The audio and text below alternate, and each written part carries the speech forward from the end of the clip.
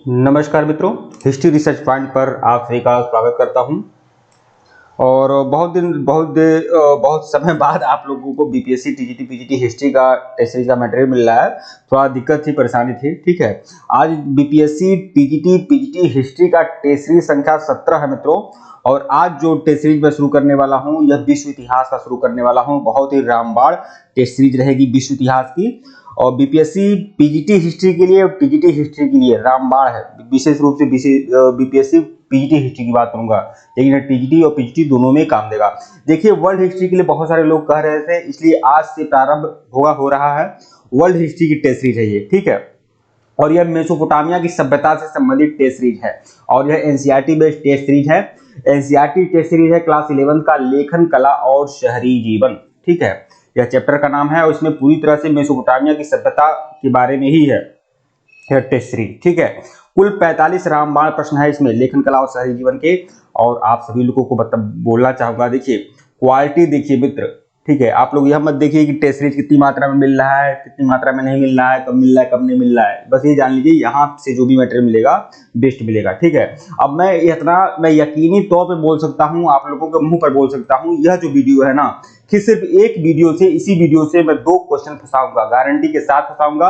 इस वीडियो को जिसने भी देख लिया, मैं गारंटी के साथ बोल दे रहा हूँ, इस वीडियो को जिसने भी देख लिया, टीजीटी और पीजीटी में 2 क्वेश्चन ना आए तो फिर कहिएगा 2 क्वेश्चन या फिर 1 क्वेश्चन की गारंटी मैं लेता हूं। सिर्फ एक ही वीडियो में 10 से 15 मिनट के अंदर का रहेगा और मैं इसे एक ही तरफ बोल रहा हूं, 1 या 2 प्रश्न नंबर यह देकर जाएगा यह वीडियो, यह बात आप जान लीजिएगा, ठीक है। तो क्वालिटी देखिए, ठीक है। और यह टेस्ट सीरीज संख्या 17 है मित्रों, वर्ल्ड हिस्ट्री का पोर्शन है, ठीक है। इसके पहले का वीडियो नहीं देखे हैं तो प्लेलिस्ट में जाएगा, BPSC TGT PGT history text नाम से प्लेलिस्ट बनी हुई है। और सबसे बड़ी सूचना आप लोगों को यह देनी है कि व्हाट्सएप चैनल बनाया हूं मैं, व्हाट्सएप चैनल, उसका लिंक डिस्क्रिप्शन में है। उस व्हाट्सएप चैनल को सब्सक्राइब कर लीजिए। व्हाट्सएप चैनल भी देखिए, आपको पता है व्हाट्सएप ग्रुप के बारे में पता होगा आप लोग को, थोड़ा अपडेट होते रहिए आप लोग। अब व्हाट्सएप ने व्हाट्सएप चैनल का एक फीचर दिया हुआ है, तो हमने व्हाट्सएप चैनल बनाया हुआ है, ठीक है। उसका लिंक डिस्क्रिप्शन में है, तो व्हाट्सएप चैनल पर आप लोग ज्वाइन कर लीजिएगा, ठीक है। और वहां पर भी मैं 10 से 15 एमसीक्यू कराता रहता हूं, तो आप लोग बिल्कुल व्हाट्सएप चैनल पर ज्वाइन कर लीजिएगा। आइए, लेखन कला और शहरी जीवन क्लास 11 और यह मेसोपोटामिया की सभ्यता के बारे में यह आपका पूरा है, ठीक है। तो आइए देखते हैं मित्रों, लेखन कला और शहरी जीवन, ठीक है। Class 11 NCERT history, Telegram WhatsApp group जरूर ज्वाइन कर लीजिएगा। व्हाट्सएप चैनल लिंक डिस्क्रिप्शन में दिया गया। लेखन कला और शहरी जीवन, यह जो है आपका, यह मेसोपोटामिया की सभ्यता से संबंधित है ये पूरा चैप्टर, ठीक है। और बहुत ही बढ़िया बेहतरीन ढंग से मैं इसे कंप्लीट करा रहा हूं आप लोगों के लिए। 45 रामबाण प्रश्न है जो मेसोपोटामिया की सभ्यता से संबंधित हैं, लेखन कला और शहरी जीवन से संबंधित हैं, जो एनसीईआरटी का चैप्टर है। 1 या 2 प्रश्न यहाँ से देखने को मिल सकते हैं आप लोग को, ठीक है। एक कोई बंदा कमेंट किया हुआ था कि अगर नहीं मिले, अगर कोई क्वेश्चन नहीं फंसा तब क्या करेंगे आप, ठीक है। तो इस तरह के कमेंट करने वाले हैं तो मत देखो, ठीक है, वीडियो ही मत देखो, ठीक है। तो देखिए, आइए शुरुआत करते हैं। मेसोपोटामिया के नगरों का निर्माण किस युग में हुआ था? मेसोपोटामिया के नगरों का निर्माण किस युग में हुआ था? ताम्र युग में, रांगे के युग में, रांगा मतलब कासा, ठीक है, रांगा मतलब टीना और काश युग में। तो मेसोपोटामिया की सभ्यता जो है ना, वह काशी युग से संबंधित है, काशी युग से संबंधित है। ऐसे मैं टिक कर दिया हूं ताकि आप लोग समझ सका, जब पीडीएफ मिलेगा आप लोग को तो, ठीक है। काशी युग में हुआ था, तो ये आपका सही है। देखिए, आप सिंधु घाटी सभ्यता भी काश युगीन सभ्यता है, तो सिंधु घाटी सभ्यता की ही समकालीन मेसोपोटामिया की सभ्यता है, तो यह भी आपकी काश युगीन सभ्यता है। दूसरा प्रश्न देखिएगा, मेसोपोटामिया में बैलों, मछलियों और रोटियों की कितनी सूचियां मिली हैं?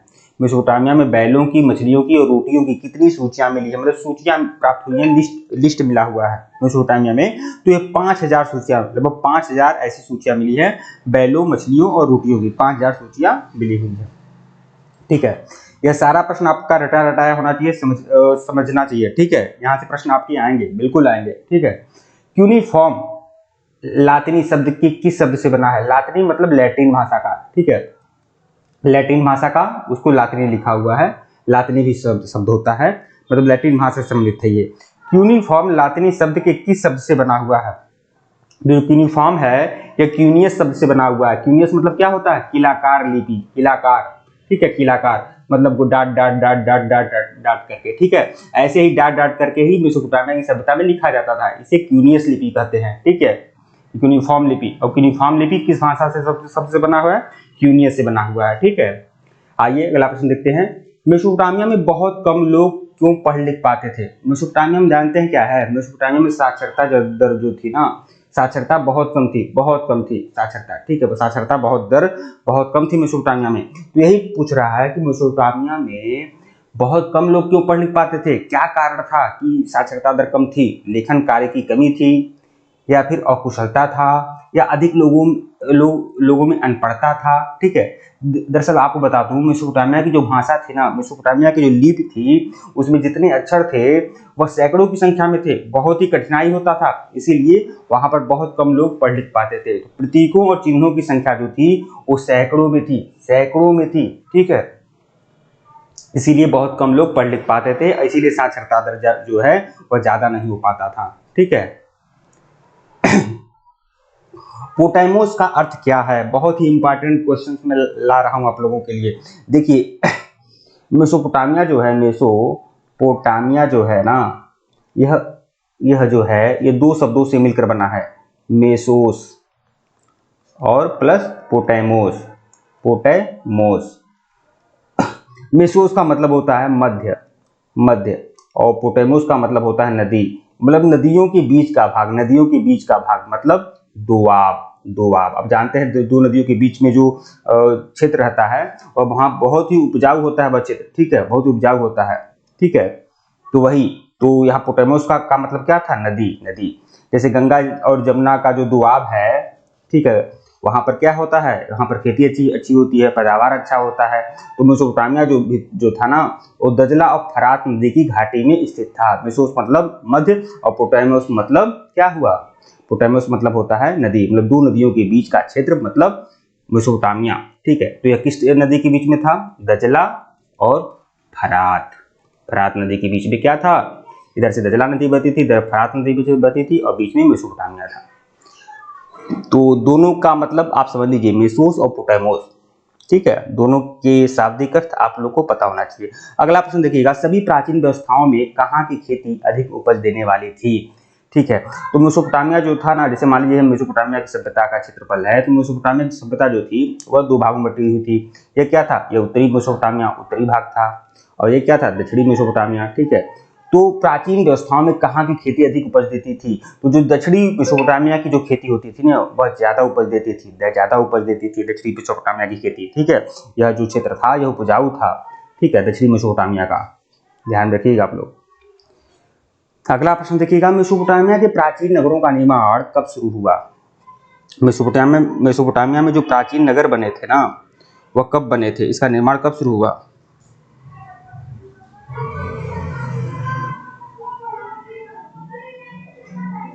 मेसोपोटामिया के प्राचीन नगरों का निर्माण कब शुरू हुआ?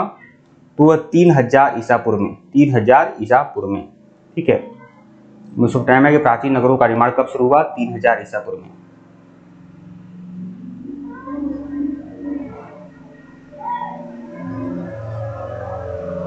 मेसोपोटामिया के प्राचीन नगरों का निर्माण कब शुरू हुआ?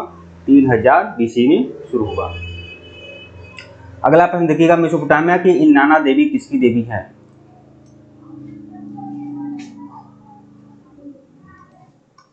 मेसोपोटामिया की जो इन्नाना थी वह क्या थी? वह प्रेम और युद्ध की देवी थी इन्नाना। यह बहुत ही इंपॉर्टेंट है, ध्यान रखिएगा, प्रेम और युद्ध की देवी थी।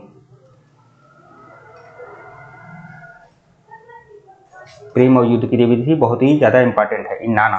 देखिए, मेसोपोटामिया में दो ही, एक थे उर और एक थी इन्नाना। ठीक है, उर जो थे वह चंद्र देवता थे, इन्नाना जो थी प्रेम और युद्ध की देवी थी। अगला प्रश्न देखिएगा, मेसोपोटामिया के लोग अपने देवता को क्या अर्पित करते थे? मछली, दही, अन्न। तो देखिए, मेसोपोटामिया के जो लोग होते ना, अपने देवता को मछली भी अर्पित करते थे, दही भी और अन्न भी। ठीक है, उपरोक्त सभी। ठीक है, ये तीनों चीजें अर्पित करते थे। ठीक है, आपका एक प्रश्न देखिए, वर्ल्ड हिस्ट्री के लिए बहुत सारे लोग परेशान थे। ठीक है, बहुत सारे लोग परेशान थे कि वर्ल्ड हिस्ट्री पढ़ाइए। वर्ल्ड हिस्ट्री पढ़ाऊंगा नहीं, पिला दूंगा आप लोग को। ठीक है, यह कॉन्फिडेंस है मेरे पास। वर्ल्ड हिस्ट्री पढ़ाऊंगा नहीं, पिला दूंगा। ठीक है, आप परेशान मत होइए। वीडियो को लाइक और शेयर जरूर किया करिए, और व्हाट्सएप चैनल को ज्वाइन कर लीजिएगा। तांबा और रांगा नामक धातु के मिश्रण से बनने वाली मिश्र धातु कौन सी है? देखिए, दरअसल बात यह है मित्र कि समय बहुत कम बचा हुआ है ना, समय बहुत कम बचा हुआ है। और यह समय ऐसा है कि इस समय ज़्यादा से ज़्यादा आप लोग पढ़िए, पढ़ाई पर ध्यान दीजिए ज़्यादा से ज़्यादा, ठीक है। अब वह समय नहीं है कि हम पूरा का पूरा आप लोग को बहुत ही ब्रॉड, पूरा ज़्यादा बड़ा बड़ा क्वेश्चन मैं आप लोग को कराऊंगा, ठीक है। तो बहुत ही मतलब कि समझाने वाला काम नहीं हो सकता है, लेक्चर के माध्यम से काम नहीं हो सकता है। जितना ज़्यादा प्रश्न आप लोग को दे दिए जाए, जितना आपका रिवीजन हो जाए, वही आपके लिए ज़्यादा बेनिफिशियल रहेगा। तांबा और रांगा नामक धातु के मिश्रण से बनने वाली मिश्र धातु कौन सी है? तो मैंने बताया ना, तांबा और प्लस टीन, रांगा। इसी देखिए, अब लोग रांगा नहीं जानते होंगे, कंफ्यूज हो जाएंगे। रांगा मतलब टीन ही है भाई। तो तांबा और टीन की मिश्रण से क्या बनता है? कांसा बनता है, ठीक है, कांसा बनता है, ध्यान में रखिएगा आप लोग। अगला प्रश्न देखिएगा, वारका शीर्ष नामक मूर्तिकला का प्रसिद्ध नमूना मेसोपोटामिया के किस नगर से मिला है? वारका शीर्ष, ये वारका शीर्ष क्या है? यह जो है पुरातात्विक खुदाई से मिला है वारका शीर्ष। ये जो वारका शीर्ष मिला है ना, ये उर नगर से मिला है। यह उर्क लिखा हुआ है, उर्क नहीं होगा, उर होगा, उर, ठीक है। उर नगर है मेसोपोटामिया में, उर नगर था। फिर एक नगर था, किस नगर था, ठीक है। उर और किस मेसोपोटामिया में नगर थे, ठीक है, ध्यान रखिएगा आप लोग। उर और किस मेसोपोटामिया में नगर थे? तो उर जो मेसोपोटामिया का नगर है ना, वहां से वारका शीर्ष मिला हुआ है। ये वारका शीर्ष क्या था यार?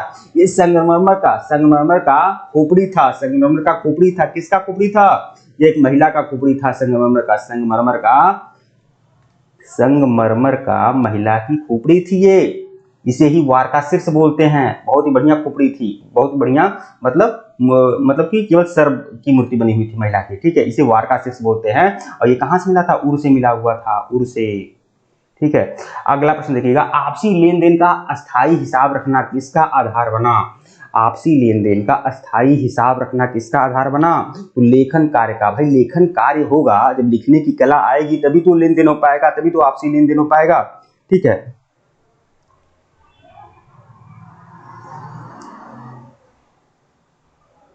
वन मिनट,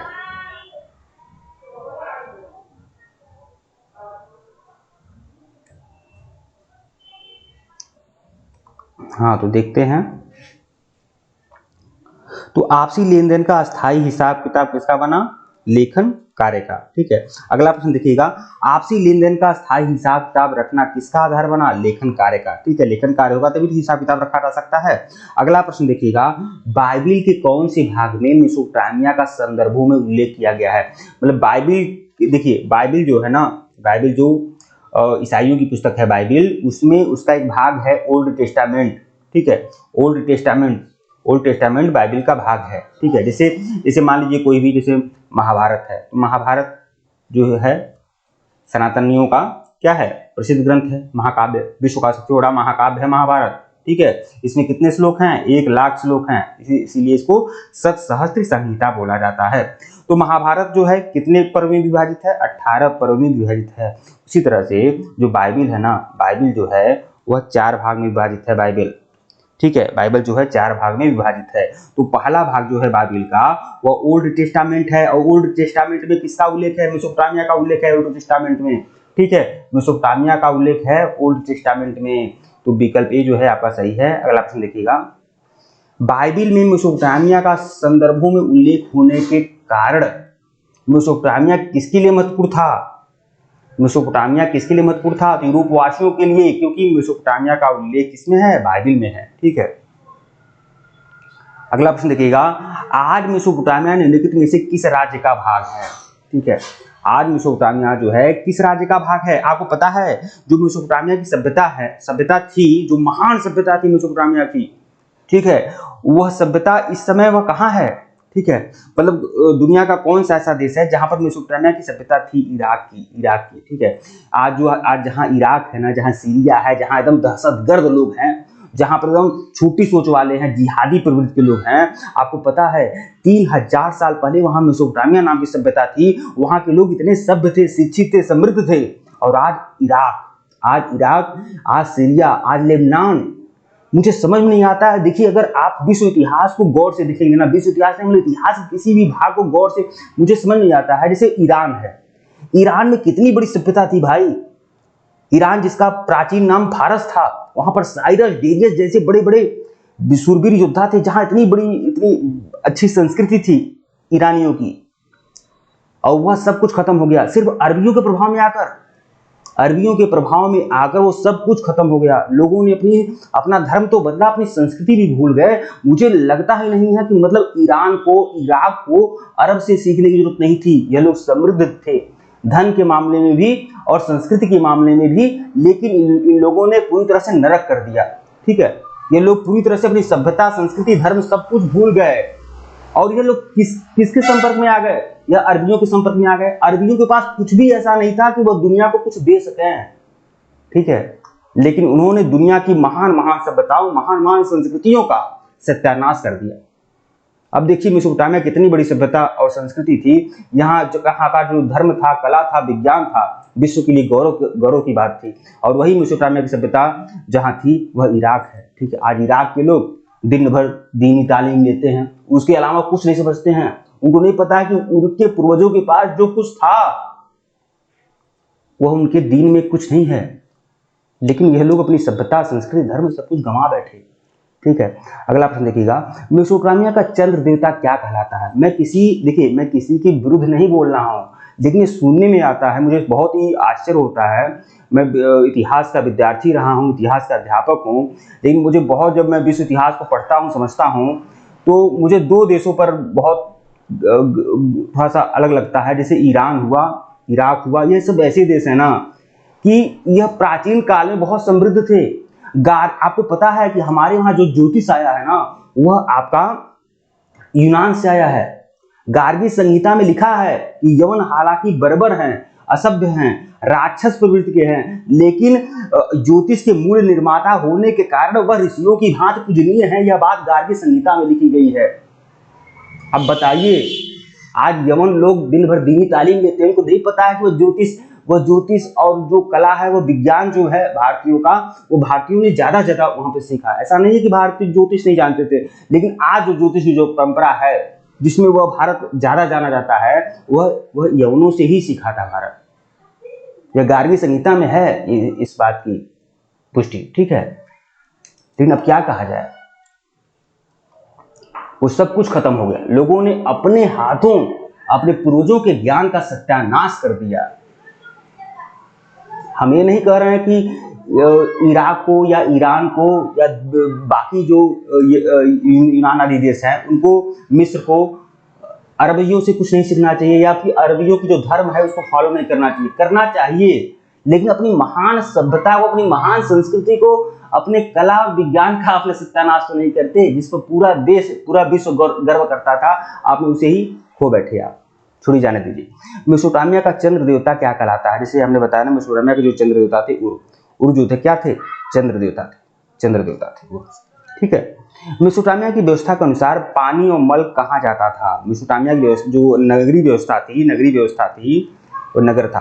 आपको पता है कि विश्व में शहरों जो विश्व में जो शहरों का निर्माण हुआ, शहर का निर्माण हुआ, सबसे पहले मेसोपोटामिया की सभ्यता में ही हुआ। नगरीय जीवन का प्रारंभ कहाँ से हुआ? मेसोपोटामिया की सभ्यता से हुआ। अब आप कहेंगे सिंधु घाटी सभ्यता से क्यों नहीं? सिंधु घाटी सभ्यता में उन्नत नगरीय जीवन का प्रारंभ हुआ था। सिंधु घाटी सभ्यता में उन्नत नगरीय जीवन का प्रारंभ हुआ था, लेकिन छीट-फूट थोड़ा बहुत संकेत मेसोपोटामिया की सभ्यता से मिलते हैं। कुल मिलाकर यह बात आप जान लीजिए कि मेसोपोटामिया की सभ्यता अगर भागलपुर था, मुंगेर था, तो सिंधु घाटी सभ्यता क्या थी? पटना थी, दिल्ली थी, बनारस थी। ठीक है, या फिर उससे भी मैं कैसे बताऊं, उससे भी ऊपर थी। ठीक है, उर नगरों में शवों का संस्कार किस प्रकार किया जाता था? तो शवों को भूमि के नीचे दफनाया जाता था, मतलब दफन करने की परंपरा थी शवों को। ठीक है, मतलब दफनाने की परंपरा थी, जलाने की परंपरा नहीं थी। ठीक है, मारी नगर के ऊपरी क्षेत्र के अधिकांश भाग का प्रयोग किस आर्थिक क्रिया के लिए होता था? मेसोपोटामिया में एक नगर था, मारी नगर था। ठीक है, जहां राजमहल था, राजधानी था मारी। ठीक है, मेसोपोटामिया का नगर था मारी।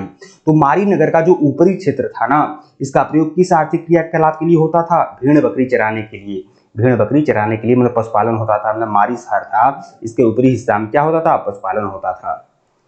अगला प्रश्न देखिएगा, संसार को मेसोपोटामिया की सबसे बड़ी देन क्या है, मैं वही बात कर रहा हूँ, वही बात कर रहा हूँ। मेसोपोटामिया का मतलब क्या, इराक।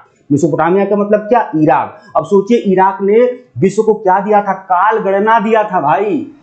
बताइए, काल गणना दिया था इन लोगों ने। काल गणना का मतलब इन लोगों ने बताया कि क्या है, एक वर्ष में 12 महीने होते हैं, एक महीने में 30 दिन होते हैं, ठीक है, और 4 हफ्ते होते हैं, एक सप्ताह में 7 दिन होते हैं, एक दिन में 24 घंटा होता है, एक घंटा में 60 मिनट होता है। ये जो काल गणना की जो पद्धति है ना, मेसोपोटामिया की देन है।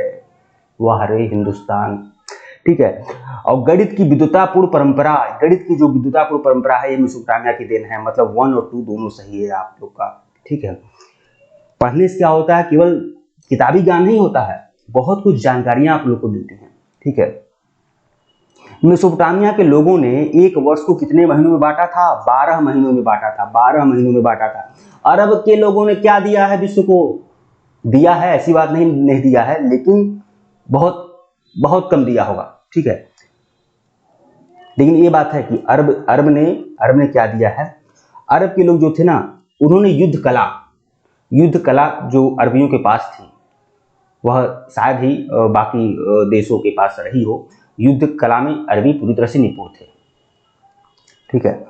मेसोपोटामिया के लोगों ने एक महीने को कितने सप्ताहों में बांटा, तो एक महीने को 4 सप्ताह में बांटा मेसोपोटामिया के लोगों ने, ठीक है। अशुरबनिपाल का पुस्तकालय किस देवता के मंदिर में केंद्रित था, अशुरबनिपाल का जो पुस्तकालय था यह किस देवता के मंदिर में केंद्रित था। अब मेसोपोटामिया की सभ्यता में क्या था, मंदिर था, मंदिर के साक्ष्य मेसोपोटामिया की सभ्यता में मिले हैं, ठीक है। काबा में मूर्तियां थी भाई, मैंने आपको जब मैं पढ़ा रहा था इस्लाम का उदय और विस्तार, तो उसमें हमने बताया कि काबा में इस्लाम जब नहीं आया था मक्का में, अरब के देशों में, तब भी काबा जो था ना, एक पवित्र स्थल माना जाता था। ये आपको बता दूं, ऐसा नहीं है कि इस्लाम आया तब काबा आया और काबा का पवित्र स्थल था। काबा तब भी पवित्र स्थल था जब इस्लाम नहीं था। वहां पर तब भी लोग हिजरत करने जाते थे जब मोहम्मद साहब नहीं थे, जब इस्लाम नहीं था, तब भी लोग वहां पर काबा में जाते थे। लेकिन वहां पर मूर्तियां होती थी, मूर्तियों की पूजा होती थी, अलग अलग कबीलों की अलग अलग मूर्तियां थी, अलग अलग कबीलों की अलग अलग देवता थे, उसकी मूर्तियां काबा में रखी जाती थी, लोग पूजा करते थे, ठीक है। तो काबा तभी धर्म स्थल था, ठीक है। वैसे ही इराक में मेसोपोटामिया में अशुरबनिपाल जो शासक थे, उनका पुस्तकालय था, और यह जो पुस्तकालय था किस देवता के मंदिर में केंद्रित था, नाबू नाम के देवता के मंदिर में अशुरबनिपाल का क्या था, पुस्तकालय था। अशुरबनिपाल के पुस्तकालय में मूल ग्रंथों की संख्या कितनी थी, 1000। आप सोच लीजिए भाई, मेसोपोटामिया की सभ्यता में एक पुस्तकालय में 1000 पुस्तक रखे जा रहे हैं, और पुस्तक लिखना कोई बच्चों का खेल भी नहीं है। यह समझ सकते हैं कि वहां की संस्कृति कितनी समृद्ध रही होगी भाई। 1000 पुस्तकों को कम से कम 400-500 लोग मिलकर लिखे होंगे, मतलब उस समय उतने बड़े बड़े लेखक थे, साहित्य इतना समृद्ध था, ठीक है। तो 1000 पुस्तकों की संख्या थी। अब देखिए, बेबीलोनिया को असीरियाई अधिपत्य से मुक्ति कब मिली, बेबीलोनिया, देखिए बेबीलोनिया दूसरा कुछ नहीं है। जो मेसोपोटामिया की सभ्यता है ना, तो मेसोपोटामिया की सभ्यता का जो दक्षिणी भाग है ना, इसे ही बेबीलोनिया कहा गया है, बेबीलोनिया, ठीक है। यह मेसोपोटामिया की सभ्यता की दक्षिणी भाग बेबीलोनिया, और उत्तरी भाग जो था असीरिया, ठीक है। कंफ्यूज मत होइएगा। तो बेबीलोनिया को असीरियाई अधिपत्य से मुक्ति कब मिली, मतलब ये जो असीरिया था ना, इसने पूरा बेबीलोनिया पर पूरे साम्राज्य पर अधिकार कर लिया था। तो बेबीलोनिया को असीरियाई अधिपत्य से मुक्ति कब मिली, 625 ईसा पूर्व में, 625 बीसी में, मतलब जिस समय हमारे देश भारत में महाजनपद काल चल रहा था, उस समय की बात है। बेबीलोन का अंतिम शासक कौन था, बेबीलोन के जो अंतिम शासक थे वह नेबूनिडस थे, ठीक है, बेबीलोन के अंतिम शासक। बेबीलोन के नगर का क्षेत्रफल कितना था, बेबीलोन के जो नगर के क्षेत्रफल था वह 850 हेक्टेयर से अधिक था, 850 हेक्टेयर से अधिक था। मेसोपोटामिया में मिली पहली पट्टिकाएं कब की हैं, देखिए मेसोपोटामिया के जो लोग लिखा करते थे ना, वो पट्टिका पर लिखा करते थे, पट्टिका पर लिखा करते थे। ये पट्टिका क्या थी, ये मिट्टी की सूखी हुई पट्टिका थी, मिट्टी की सूखी हुई पट्टिका, मतलब मिट्टी की चादर थी, ठीक है, मिट्टी की चादर थी जिसको धूप पे सुखा दिया जाता था, उसके बाद उस पर लिखा जाता था। गीली चादर होती थी और उसको धूप में मतलब कुछ लिख कर सरकंडे से लिखकर उसको धूप में सुखा दिया जाता था। ठीक है, तो मेसोपोटामिया में मिली मिट्टी पट्टिकाओं कब की हैं, तो 3200 BC, 3200 ईसा पूर्व की मिट्टी की पट्टिकाएं मिली हैं जिस पर लिखा जाता था। मेसोपोटामिया की किलाकार लिपि को ही यूनिफॉर्म बोला गया है, यूनिफॉर्म। ठीक है, किलाकार लिपि का प्रत्येक चिन्ह किसको व्यक्त करता है, अक्षर को। मतलब मेसोपोटामिया में जो भी किलाकार लिपि लिखा जाता था, तो एक जो किलाकार लिपि होता था वह किसी न किसी अक्षर को व्यक्त करता था। मारी नगर शाही राजधानी के रूप में कब फूला?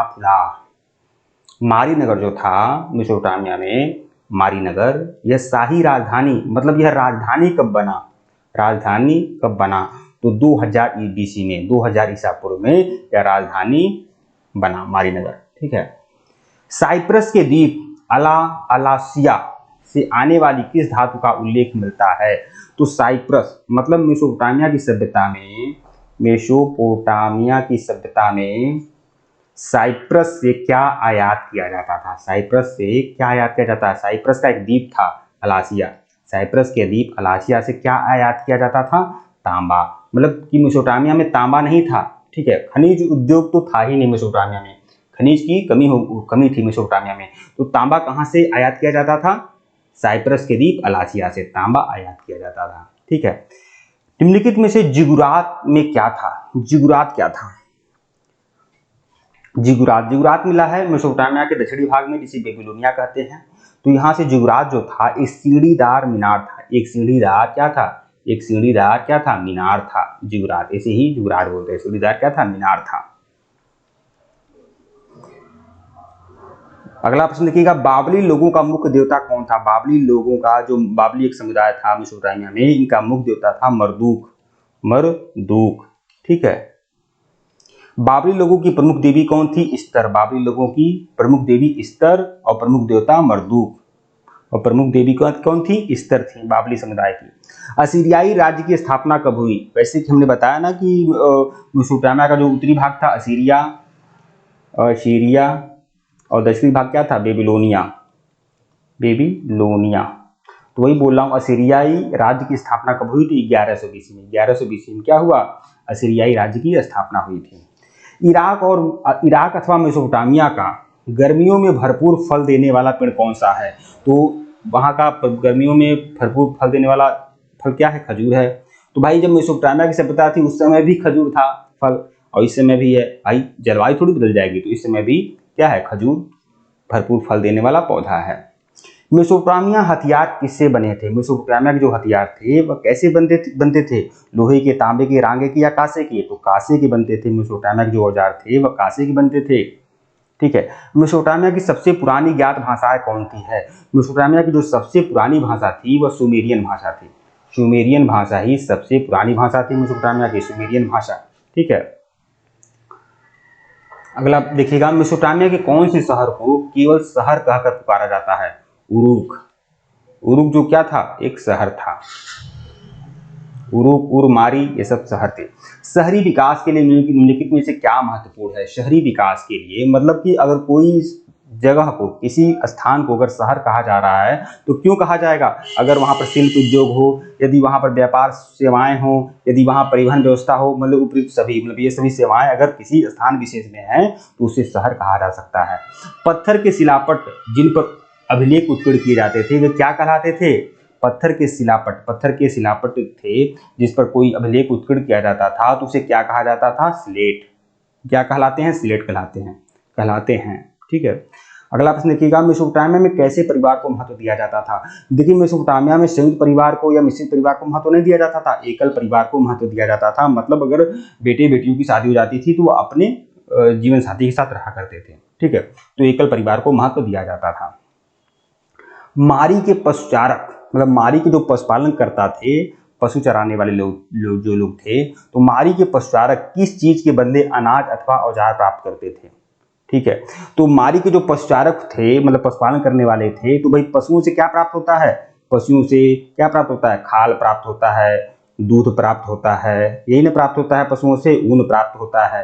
तो जो पशुचारक थे उनके पास क्या था? खाल था, दूध था, ऊन था, और इनके बदले में वह क्या प्राप्त करते थे? अनाज और औजार प्राप्त करते थे।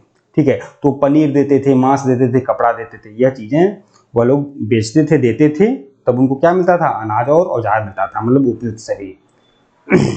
मारी राज्य किस दृष्टि से अद्वितीय था, तो मारी राज्य जो था वहीं पर राजधानी थी, वहीं पर राजधानी थी, वहीं पर क्या था, वहीं पर राजमहल था मारी राज्य में, मारी शहर में, ठीक है। तो यह सैनिक दृष्टि से महत्वपूर्ण था, व्यापारिक दृष्टि से भी महत्वपूर्ण था और समृद्धि दृष्टि से भी महत्वपूर्ण था। विशेष रूप से सैनिक दृष्टि और व्यापारिक दृष्टि से यह महत्वपूर्ण था, ठीक है, 1 और 2 दोनों। ठीक है मित्रों, वीडियो को लाइक और चैनल को सब्सक्राइब करेगा, टेलीग्राम बिल्कुल ज्वाइन करेगा, लिंक डिस्क्रिप्शन में दिया गया है। और इसके पहले का वीडियो नहीं देखे हैं तो प्लेलिस्ट में जाइएगा, BPSC TGT PGT history test के नाम से प्लेलिस्ट बनी हुई है, व्हाट्सएप चैनल जरूर ज्वाइन कर लीजिएगा और देख लीजिए। केवल 30 मिनट में मैं 45 क्वेश्चन कराया हूं, जो लेखन कला और शहरी जीवन कुल मिलाकर मेसोपोटामिया की सभ्यता की कंप्लीट क्लास है। और यहाँ से आपको 1 या 2 प्रश्न आप लोग को देखने को मिलेंगे, जो मैं मिनिमम बोल रहा हूँ, ठीक है। यह बात आप जान लीजिएगा, ठीक है मित्रों, धन्यवाद आप लोग को।